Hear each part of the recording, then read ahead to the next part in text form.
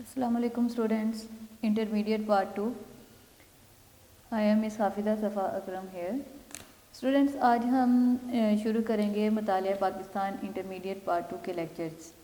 کیونکہ مطالعہ پاکستان جو ہے وہ پارٹ 1 کا جو آپ کا سبجیکٹ ہوتا ہے اسلامیت کمپلسری، اس کا الٹرنیٹیو سبجیکٹ آپ کا پارٹ 2 میں مطالعہ پاکستان ہوتا ہے، جس میں ہم پاکستان کے متعلق جو ہے وہ اسٹڈی کریں گے. اس لیے اس بک کا نام جو ہے وہ مطالعہ پاکستان رکھا گیا ہے. یہ مطالعہ کہتے ہیں کسی چیز کے بارے میں جاننا، کسی چیز کے بارے میں نالج حاصل کرنا. تو اس بک میں مطالعہ پاکستان میں ہم دیکھیں گے کہ پاکستان جو ہماری کنٹری ہے، اسلامی جمہوریہ پاکستان، اس کا جیوگرافی کیسا ہے، اس کا سسٹم کیسا ہے، اور اس پاکستان کو حاصل کرنے کے لیے کون کون سی جو ہیں وہ جدوجہد کس طرح سے ہمارے جو رہنما ہیں انہوں نے کون کون سی خدمات جو ہیں اس کے لیے سر انجام دی تھی. تو لہٰذا ہم شروع کرتے ہیں اس کے چیپٹر نمبر 1 سے. بسم اللہ الرحمن الرحیم. چیپٹر نمبر 1 کا نام ہے اسلامی جمہوریہ پاکستان کا قیام. اسلامی جمہوریہ پاکستان کا قیام جو ہے وہ کس طرح سے کیا گیا تھا. سب سے پہلے جب ہم کوئی چیز کسی چیز کے قیام کے بارے میں سوچتے ہیں تو اس کے پیچھے ہمارا کوئی نظریہ، کوئی ہمارا موٹیو، کوئی مقصد ہوتا ہے. تو لہٰذا سب سے پہلے دیکھیں گے کہ پاکستان کا جو ہے وہ نظریہ کیا ہے. پاکستان ایک خاص نظریے پر بنا تھا. ایسا نہیں ہے کہ مسلمانوں نے یا کچھ لوگوں نے صرف ایک خطہ حاصل کرنے کے لیے جو تھا وہ ایک سرزمین کو اپنی مرضی کے مطابق جو ہے وہ زندگی گزارنے کے لیے جو ہے وہ حاصل کیا تھا. پاکستان جو ہے وہ باقاعدہ ایک نظریے کی بنیاد پر حاصل کیا گیا جس کو اسلامی نظریہ حیات کہا جاتا ہے. یعنی مسلمانوں نے پاکستان جو تھا وہ اس لیے حاصل کیا تھا تاکہ مسلمان اس میں جو ہے اسلامی نظام جو کہ قرآن پاک اور نبی اکرم صلی اللہ علیہ وسلم کی احادیث اور سنت پر استوار ہے، اس کو لے کر جو ہے وہ اپنی زندگی آزادانہ طور پر گزار سکیں. کیونکہ ہندوستان میں مسلمانوں کو اس قسم کی آزادی نہیں تھی کہ وہ اپنی زندگی کو اسلام کے اصولوں کے مطابق جو ہے وہ آزادی کے ساتھ گزار سکیں. لہٰذا مسلمانوں کو نظر آ رہا تھا کہ جب ہندو جو ہیں وہ پورے ہندوستان پر غالب آ جائیں گے اور مسلمانوں کو ان کے مذہبی آزادی جو ہے وہ بالکل ختم کر دی جائے گی، اس وقت مسلمانوں نے ایک محسوس خطۂ زمین حاصل کرنے کے لیے جو ہے وہ جدوجہد شروع کی تاکہ وہاں پر وہ اسلام کے اصولوں کے مطابق اپنی زندگی جو ہے وہ گزار سکیں. لہذا ہمارے رہنماؤں میں جنہوں نے نظریہ پاکستان جو تھا، جس کو ہم نظریہ اسلام بھی کہتے ہیں کیونکہ نظریہ اسلام اور نظریہ پاکستان ایک ہی ہے، اس میں جو ہمارے رہنما ہیں جنہوں نے پاکستان حاصل کرنے کے لیے جدوجہد کی، اسلام کی تبلیغ شروع کی، ان میں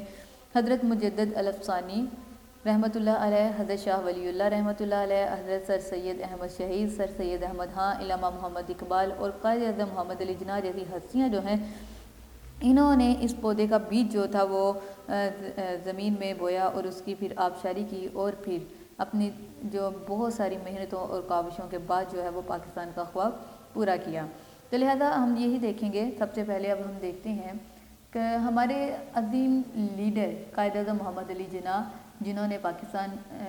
حاصل کرنے کے لیے بھرپور کوشش کی اور مسلمانوں کو ایک آزادانہ مملکت جو تھی وہ حاصل کرنے میں کامیابی دی، ان کا نظریہ پاکستان کیا تھا، وہ کیوں پاکستان حاصل کرنا چاہتے تھے. علامہ محمد اقبال قائد اعظم محمد علی جناح کہتے ہیں کہ پاکستان تو اسی روز میں وجود میں آ گیا تھا جب پہلا ہندو مسلمان ہوا تھا. یعنی پاکستان کے اگر قیام کی بات کی جائے تو ہندوستان میں جب پہلا ہندو مسلمان ہوا تھا اس وقت ہی جو تھا وہ پاکستان کا قیام شروع آ گیا تھا. کیونکہ پاکستان کا مطلب ہے ایک ایسا زمین کا ٹکڑا جہاں پر آزادانہ طور پر اسلام کے اصولوں کے مطابق زندگی شروع کی جا سکے. لہذا 1943 کے سالانہ اجلاس میں کراچی میں قائد اعظم محمد علی جناح نے پاکستان اور اسلام کے رشتے کو باہمی واضح کرتے ہوئے فرمایا تھا کہ وہ کون سا رشتہ ہے جس سے منسلک ہونے سے تمام مسلمان جس سے واحد کی طرح ہیں، وہ کون سی چٹان ہے جس پر اس ملت کی عمارت استوار ہے،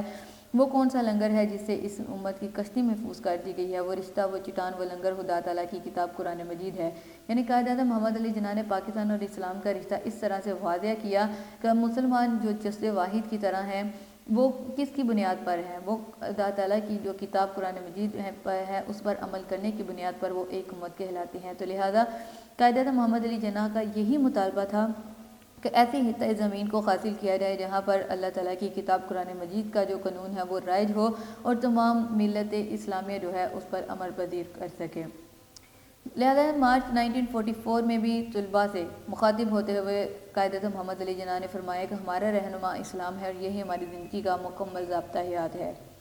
کہ ہماری زندگی کے جتنے بھی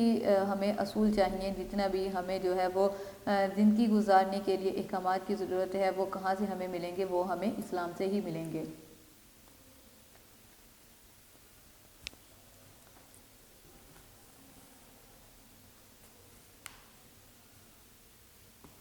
اس کے بعد پھر قائد اعظم محمد علی جناح نے اپنے نظریے کو مزید واضح کرتے ہوئے ڈھاکہ میں 21 مارچ 1948 میں یہی کہا کہ اپنی عوام سے وہ خطاب کیا، جس کا مفہوم یہ ہے کہ آپ نے کہا کہ ہمیں پنجابی، سندھی، بلوچی یا مختلف اقوام بن کر یا مختلف زبانیں بن کر بات نہیں کرنی چاہیے، اس میں کسی قسم کا بھی کوئی فائدہ نہیں ہے۔ ہم سندھی، پنجابی، بلوچی نہیں ہیں، ہم تو بس مسلمان ہیں، اور مسلمان ہونے کے ناطے ہی ہم پاکستان کو حاصل کرنا چاہتے ہیں۔ اپنے علی گڑھ میں خطاب کرتے ہوئے بھی نظریہ پاکستان کو جو تھا وہ واضح کیا کہ پاکستان کے مطالبے کا جو مقصد ہے وہ مسلمانوں کے لیے ایک الگ مملکت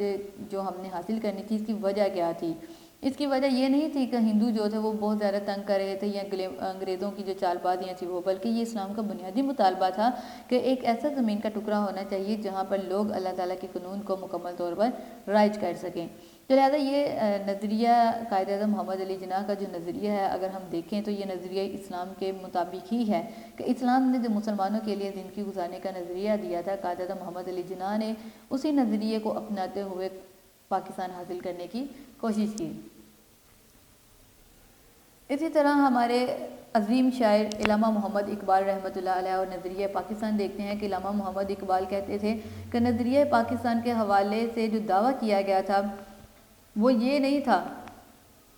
کہ مسلمان ہندوؤں سے تنگ ہیں، بلکہ انہوں نے کہا کہ یہ مسلمانوں کا حق تھا، کیونکہ ہندو اور مسلمان ایک مملکت میں کسی بھی طرح سے اکٹھے رہ ہی نہیں سکتے تھے۔ ان کا مذہب، ان کی زبان، ان کے رواج، ان کے طریقے، یہ تمام ایک دوسرے سے جو ہے وہ مختلف ہیں، لہٰذا یہ مسلمانوں کا بنیادی حق ہے کہ وہ اپنے لیے ایک الگ ملک کی جو ہے وہ بنیاد رکھیں، جس طرح ہندوؤں کے لیے الگ ملک ہے جہاں پر وہ ذاتانہ طور پر اپنی تمام رسمیں جو ہیں وہ ادا کر سکتے ہیں، اسی طرح مسلمان امت کا بھی ایک یہ حق ہے کہ وہ اپنی زندگی کے معاملات کو آزادی کے ساتھ جو ہے وہ ان پر عمل کرنے کے لیے ایک الگ اتحاد خطاب کریں۔ لہذا علامہ محمد اقبال نے نظریہ پاکستان کی وضاحت جو تھی وہ 1930 میں ان الفاظ میں کی کہ انڈیا ایک برصغیر ہے، ملک نہیں ہے۔ برصغیر ایک ایسی جگہ کو کہتے ہیں جہاں پر مختلف اقوام، مختلف مذاہب کے لوگ جو ہیں وہ مل کر رہتے ہیں۔ یہاں مختلف مذاہب سے تعلق رکھنے اور مختلف زبانیں بولنے والے لوگ رہتے ہیں۔ مسلم قوم اپنی جداگانہ مذہبی اور ثقافتی پہچان رکھتی ہے، لہذا وہ اپنے آئیڈینٹیفیکیشن کے لیے، اپنی ثقافت اور اپنے مذہب کے لیے جو ہے وہ الگ ملک کا جو ہے وہ مطالبہ کر سکتی ہے، اور یہ ان کا بنیادی حق ہے۔ یہ تھا علامہ محمد اقبال اور قائد اعظم محمد علی جناح کا نظریہ پاکستان کا پاکستان حاصل کرنے کے پیچھے ان کا نظریہ کیا تھا، اور وہ نظریہ صرف ایک ہی تھا، نظریہ اسلام کے مطابق اپنی زندگی گزارنے کے لیے ان رہنماؤں نے پاکستان ایک الگ خطہ حاصل کرنے کی کوشش کی تھی۔ اب ہم دیکھتے ہیں کہ نظریہ پاکستان کے اجزائی ترکیبی کیا ہیں، مطلب جو نظریہ تھا وہ نظریہ کن چیزوں سے مل کر بنا تھا، کیونکہ اسلام جو ہے وہ محض عبادت اور رسومات کا نام نہیں بلکہ ایک مکمل ضابطہ حیات ہے۔ ایسا نہیں تھا کہ مسلمان جو ہیں وہ صرف ہندوستان میں رہتے رہتے اپنی نمازیں پڑھتے جاتے اور زندگی گزارتے رہتے، بلکہ اسلام جو ہے وہ مکمل ضابطہ حیات ہے۔ مسلمان کو اپنی کاروباری زندگی، اپنی معاشرتی زندگی، اپنی معاشی زندگی کو جو ہے وہ اسلام کے مطابق لے کر چلنا تھا۔ اس لیے جو نظریہ پاکستان تھا وہ اس کے پیچھے کچھ اجزاء تھے۔ کن اجزاء سے مل کر نظریہ پاکستان بنا تھا؟ ان میں سب سے پہلے آ جاتا ہے عقائد اور عبادات۔ تو پاکستان کے قیام کا جو ایک مطالبہ تھا وہ یہ تھا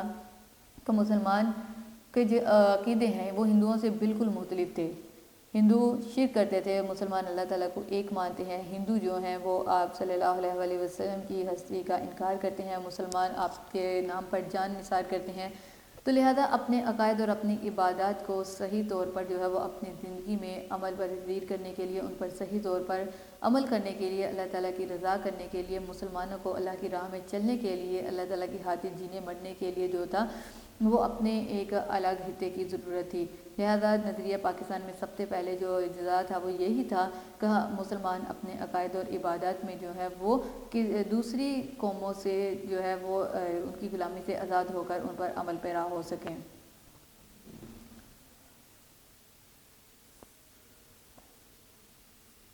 دوسرا جو ابتدائی ترکیبی تھا اہم جو نظریہ پاکستان میں وہ تھا جمہوری اقدار کا فروغ، کہ اسلام نے جو جمہوری اقدار یعنی جمہوریت کو چلانے کے لیے جو اقدار جو روایات ہمیں دی ہیں ان کو بھی ہم نے اپنی زندگی میں پریکٹیکلی لائف میں لے کر چلنا تھا۔ لہذا اپنی جمہوری اقدار کو پورا کرنے کے لیے، یعنی جمہوری اقدار کیا ہے؟ جمہوری اقدار ہے مساوات، ہر ایک کو حق دینا، عدل و انصاف قائم کرنا۔ تو کسی انسان میں رنگ، نسل، ذات پات یا زبان کی بنیاد پر کوئی بھی فرق رکھے بغیر تمام کو اس کے حقوق ادا کرنا۔ تو یہ تمام چیزیں تب ہی ممکن تھیں جب مسلمان ایک الگ خطہ حاصل کرتے، کیونکہ ہندوؤں کے ساتھ رہتے ہوئے نہ تو مساوات ہو سکتی تھی، نہ ہی عدل و انصاف جو ہے اس پر عمل کیا جا سکتا تھا۔ لہذا اپنی جمہوری اقدار کو جو ہے وہ چلانے کے لیے بھی ہمیں ایک الگ خطے کی ضرورت تھی۔ تو لہذا اللہ تعالیٰ نے مسلمانوں کو جس طرح سے مسلمانوں نے مکہ سے میں کافروں سے جو تھا وہ الگ مملکت اپنی بنائی تھی، اسی طرح اب یہاں کے مسلمانوں کو بھی ضرورت تھی کہ وہ اسلام کے مطابق اپنی زندگی گزارنے کے لیے اسلام کی جو جمہوری اقدار ہیں ان کو رواج کرنے کے لیے ایک الگ خطے کو قیام ضروری تھا۔ لہذا قائد اعظم محمد علی جناح نے 14 فروری 1948 کو سبی کے مقام پر تقریر کرتے ہوئے فرمایا کہ آؤ ہم اپنے جمہوری نظام کو اسلامی رنگ میں اسلامی اصولوں کے مطابق بنیاد فراہم کریں۔ اللہ ذوالجلال نے ہمیں سکھایا ہے کہ ہم ریاستی امور کو باہم صلاح مشورے سے طے کریں۔ یعنی قائد اعظم محمد علی جناح یہ چاہتے تھے کہ پاکستان جو حاصل کیا جائے اس میں جو جمہوری نظام ہو وہ اسلامی رنگوں کے مطابق ہو، اسلامی اصولوں کے مطابق ہو۔ اس کے بعد تیسرا جو ہمارا نظریہ پاکستان میں جو منشور تھا وہ تھا ہمارا معاشرتی انصاف اور مساوات، جو کہ برصغیر میں رہتے ہوئے کبھی بھی ممکن نہیں تھا۔ مسلمانوں نے ہمیشہ سے جو ہے وہ عدل و مساوات کی مثالیں قائم کی تھی، لہذا اب بھی ہمیں ضرورت تھی تو مسلمان جو ہے وہ معاشرتی انصاف اور مساوات کے لیے ایک الگ جو تھا وہ ملک حاصل کرتے۔ تو لہذا نظریہ پاکستان کے پیچھے ایک اہم ترین وجہ یہ بھی تھی کہ معاشرتی انصاف اور مساوات کو جو ہے وہ فروغ دینے کے لیے ایک الگ خطہ قائم کیا جائے۔ اس کے بعد شہریوں کے حقوق اور فرائض، کہ جس طرح ایک انسان ایک بستی میں رہتا ہے، اس کے رہنے کے کچھ اس کے حقوق ہوتے ہیں، کچھ فرائض ہوتے ہیں، ان حقوق اور فرائض کو ادا کرنے کے لیے صحیح طور پر جو ہے کسی بھی انسان کو کسی بھی طرح سے جو ہے وہ اس کے حقوق غصب نہ کیے جائیں، چاہے امیر ہو، غریب ہو، گورا ہو، کالا ہو، کیونکہ اسلام نے ہمیں اسی بات کا درس دیا۔ نبی اکرم صلی اللہ علیہ وسلم نے اپنے آخری خطبے میں آج سے 1400 سال پہلے فرما دیا تھا کہ کسی گورے کو کالے پر، عربی کو آدمی پر کسی بھی طرح کی کوئی فوقیت حاصل نہیں ہے۔ لہذا اسی جو برتری کا نظام تھا اس کو ختم کرنے کے لیے جو تھا شہریوں کے پوری طرح سے حقوق و فرائض ادا کرنے کے لیے ہمیں ایک الگ خطے کی ضرورت تھی، تاکہ مسلمان اپنا حق جو ہے وہ صحیح طرح سے لے سکے اور اپنے فرائض کو جو ہے وہ صحیح طرح سے ادا کر سکے۔ ایک اور اہم ترین جو ہمارا پوائنٹ ہے اخوت اور بھائی چارہ، کیونکہ اسلام نے ہمیں سب سے پہلے بھائی چارے کا درس دیا، جس کی سب سے بڑی مثال نبی اکرم صلی اللہ علیہ وسلم نے اخوت کا رشتہ قائم کیا مکہ اور مدینہ کے لوگوں کے درمیان۔ جب نبی اکرم صلی اللہ علیہ وسلم مکہ سے ہجرت کر کے مدینہ گئے، وہاں پر آپ نے مواخات مدینہ کے نام سے جو ایک بھائی چارے کی مسائل قائم کی، اسی بھائی چارے کو دوبارہ فروغ دینے کے لیے، مسلمانوں کو ایک دوسرے کی مدد کرنے کے لیے، ایک دوسرے کے ظلم و ستم سے آزاد کرنے کے لیے ایک الگ خطے کی ضرورت تھی۔ تو لہٰذا یہ 5 جو تھے اجزائے ترکیبی تھے، خاص طور پر کہ نظریہ پاکستان کے پیچھے، کہ ان تمام چیزوں سے مل کر جو تھا وہ نظریہ پاکستان بنا تھا، تاکہ ہم اسلامی اصولوں کے مطابق جو ہے وہ ایک نظریے کو لے کر ایک زمین کا خطہ حاصل کریں، تاکہ اس میں اسلام کے جتنے بھی ہمارے رواج ہیں، جتنے بھی ہمارا قانون ہے اسلام کا، اس کے مطابق جو ہے وہ لوگ زندگی گزار سکیں۔ تو آج کا یہ ہمارا ٹاپک یہیں پر جو ہے وہ کمپلیٹ ہوتا ہے۔ نیکسٹ جو ہے وہ ہم شروع کریں گے اس کے بعد۔ تو لہذا آج ہم نے جو ہے وہ نظریہ پاکستان کا قیام، نظریہ پاکستان اور پاکستان کا قیام جو ہے وہ کس بنیاد، کہاں سے شروع کی گئی، اس کی بنیاد کیا تھی، اس کے بارے میں ہم نے ڈیٹیل سے پڑھا۔ ہمارا لیکچر یہیں پر کمپلیٹ ہوتا ہے۔ اللہ حافظ۔ ویڈیو پسند آئی تو لائک کریں، اپنی رائے کمنٹ کریں۔ ایسے ہی مزید ویڈیوز کے لیے ہمارا چینل سبسکرائب کریں اور بیل کا آئیکن دبائیں تاکہ آپ کو ہر ویڈیو کا نوٹیفیکیشن ملتا رہے۔